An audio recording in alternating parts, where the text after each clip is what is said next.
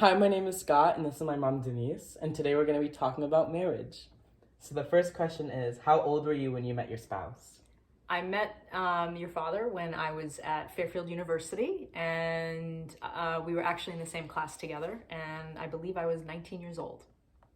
So, you went to the same college? We did. We both went to Fairfield. I know a lot of your siblings also went. Yes, we have a big family affair going into Fairfield. There's probably about six of us all together, including cousins who attended Fairfield University. That's a lot. It's a lot. And but your dad and I met in one of my computer science classes, and your dad was a year ahead of me. He was a junior when I was a sophomore when I met him.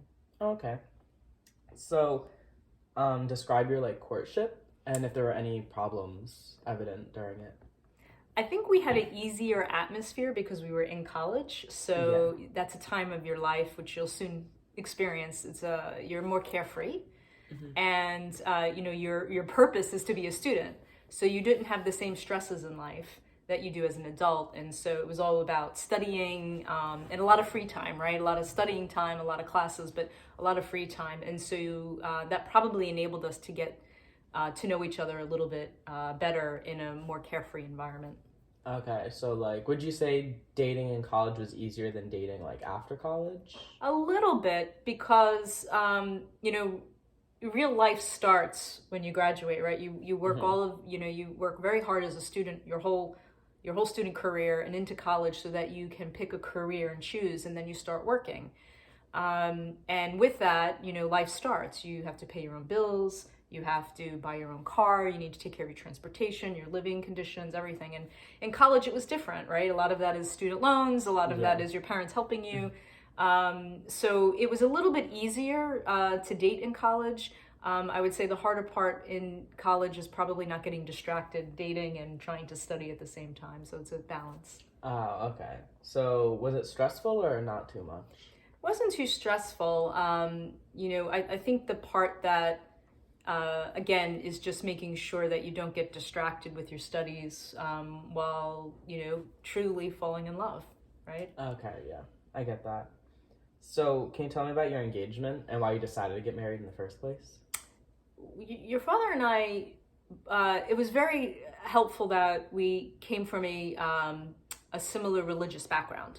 Right, so both being Catholic and then choosing to go to a school like Fairfield University, where it was a Jesuit university, which was also Catholic.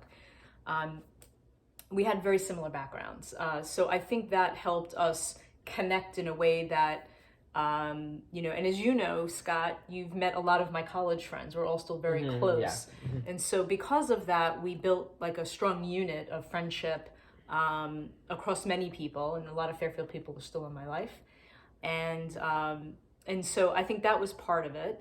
And the other part was we had common values, right? So we both wanted to have a family. We wanted to have you. We both wanted to have careers. And we both wanted to, and it was also helpful that your dad really loved and respected my Italian heritage, right? And, the joke being Italian is that if you marry into the family, you don't marry the person, you marry the family, right? Yeah. And so your father valued a big family, putting family first, putting each other first, and wanting to start our own family. And because we were both Catholic and lived by those ideals, it was nice to be able to be with someone that, held the same principles in life and values in life and love in life that I had. Okay. Why did you only have one kid? Was it because your family was big?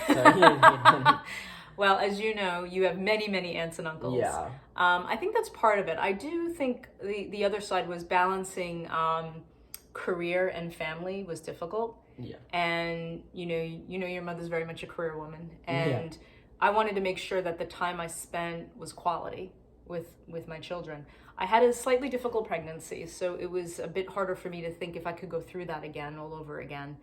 And the other side of it was that I did come from a large family, and there were lots of things growing up that we really couldn't do because we were a massive family, and either we couldn't fit, it wasn't easy for us to go do a vacation because, you know, we needed like 4 hotel rooms, right? Yeah. And that was quite expensive for both my parents, who, you know, were teachers at the time. And my Yeah. mom took a lot of time off. Grandma took some time off because she had to raise us. And so my dad was amazing. You know, he did everything he could to give us the life that we deserved. And I think my perspective in life was, you know, I want to make sure that you had all those advantages, you know, that I didn't. And, you know, if the Lord blessed me with another 2 children, I would not have been upset at all. I would have taken whatever the Lord gave me. But I was very grateful to have you. And what I was even more grateful is I was able to share experiences with you at a very young age that I couldn't. And as an example, you remember that when I took business trips in the summer, you came with me to London, to Scotland, London again. We went down south together. I was in Florida. I even believe Chicago at one point. You got to travel a lot with mom and dad. And I think that was an advantage of you being that only child, that we could take you wherever we went. And you got to spend a lot of summers in interesting places. And we took, you know, incredible exotic vacations. You know, your mother's very passionate about Latin America, and we've gone to Costa Rica twice. You know, I tell you all the time I want to retire there. So I think, you know, it allowed us to do those types of things with you that I couldn't do with a very, very large family. But I would not have traded that off, because I think the one thing you always tell me that you love is all the time we spend with our family. Like, you know, our house is always, you know, where we live, our house is Grand Central Station, right? So family always comes here because we live in the middle on Long Island. And, you know, as simple as like a Friday night, everybody shows up and it's, you know, Taco Friday in our house. And chaotic. And we love that, right? Yeah. And so I think that you still get that big family feel with, you know, regardless, I don't even think, when people ask you if you're an only child, I notice sometimes you have to take a step back and say, well, I am, but I kind of like have this massive family, so I don't feel like I'm an only child. And so I think that, you know, I never thought of it that way as you being an only child. I always thought of it as, no, actually, you're in this massive family of 39 other people in your immediate family that love you dearly. Yeah.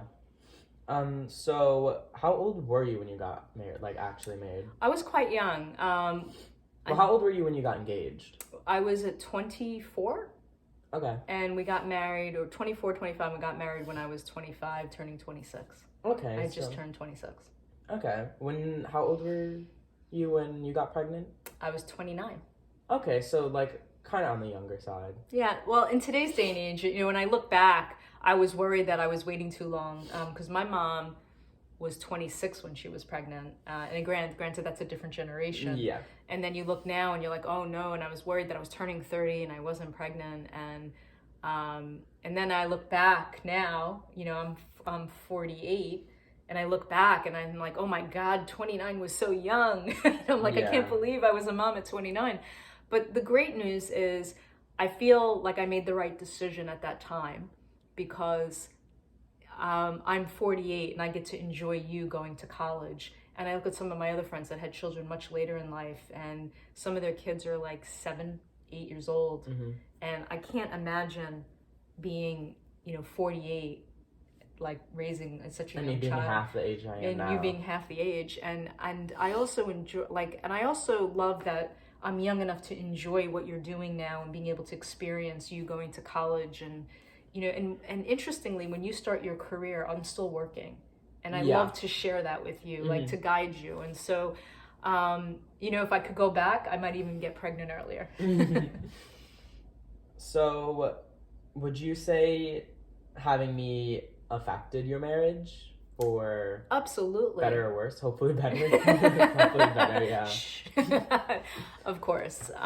You know, we both, your dad and I both wanted to have children, and there was no doubt about it. And I think it brought us closer together, because it was not about, you know, focusing on the marriage and what we wanted to do, but it was about the family unit and what could we be, like what family do we want to be, and the joy you brought. I mean, you know, you saw Grandma and Poppy. There's pictures of them just like getting all excited when they found out I was pregnant. And so it was about, you know, bringing in the next generation of what we like to say, the Riccobono Italian family, right? The next generation. And in terms of like what we wanted, in life. It was to raise a child that, you know, could have the advantages your dad and I did not have, but also ensure that we brought our culture, right? And your father and I are both Italian, and brought that culture with it and our religion so that you could be the best version of yourself and do good and give back. Yeah. And I hope you take that. And it's one of the reasons we sent you to Kellenberg, right? We, you know, it's about your religion. Religion is a strength. And I believe if you can take that power of the strength and harness it, you can be anything you want to be. And, you know, and you always hear me say, it's not just about working in your career, but it's about the person you want to be and how you give back. I get that, yeah. Would you do anything differently? Or... I told you I always wanted to be a chef. But I think you and I, instead I became a banker, and there's no correlation. Yeah.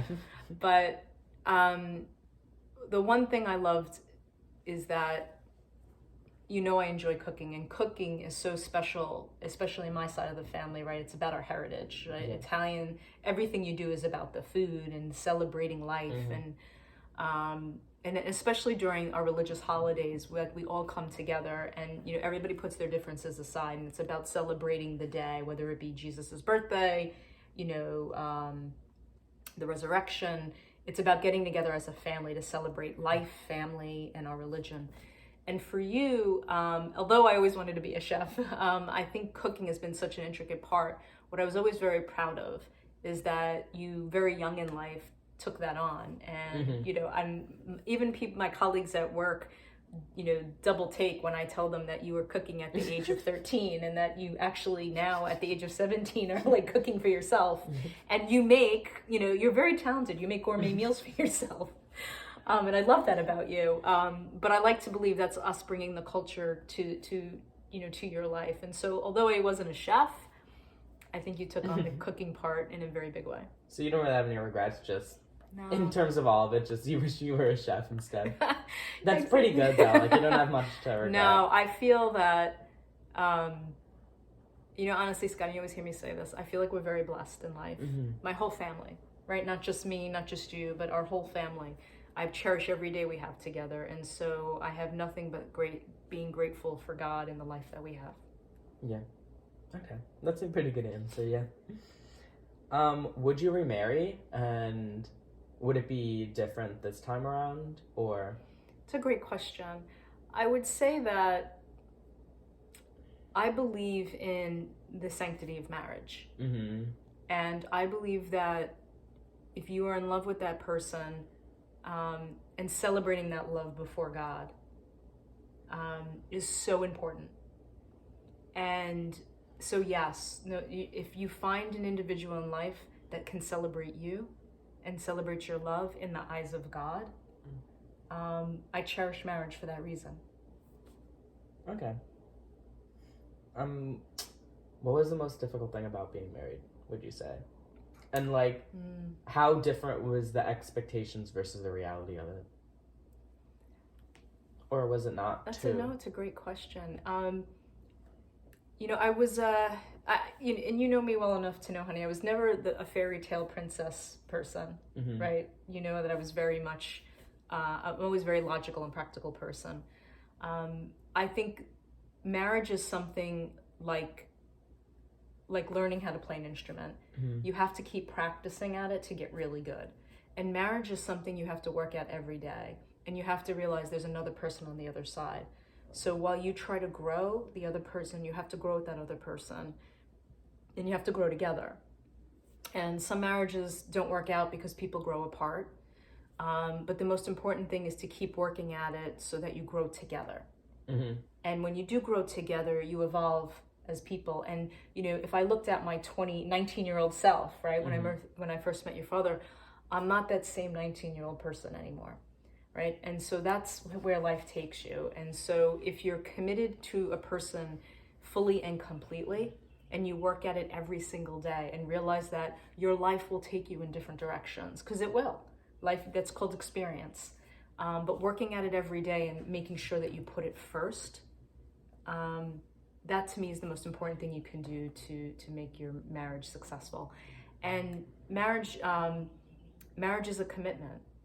And people have to realize, like you have to realize, that when you commit to someone, that it's important to be that you can bring your authentic self to that marriage and feel like you can grow with this person. Thank you for answering all these questions. Are we done, love? Yeah. Can I